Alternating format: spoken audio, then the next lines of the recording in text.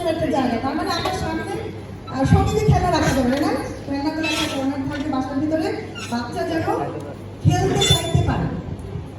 এইটা হচ্ছে solitary play. এবার আমরা প্যারালাল প্লে দেখাবো।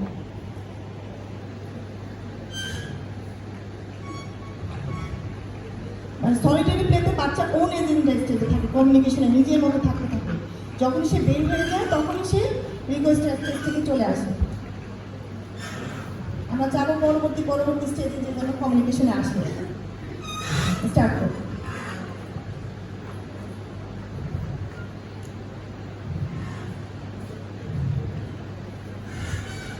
দুজন একই রকম খেলা খেলছে কিন্তু তাদের কোনো যোগাযোগ নাই না।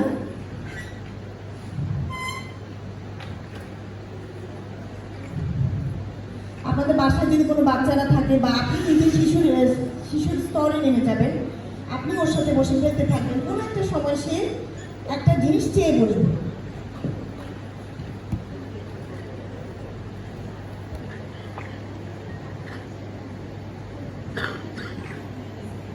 ও হলুদটা চাচ্ছে।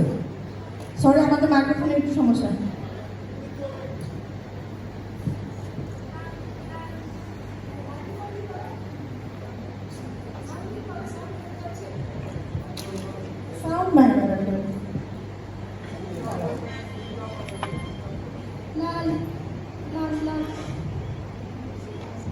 দেখেন এখানে কিন্তু সে কালার, ওর পছন্দের কালারও চাচ্ছে, ওর পছন্দের কালারও চাচ্ছে।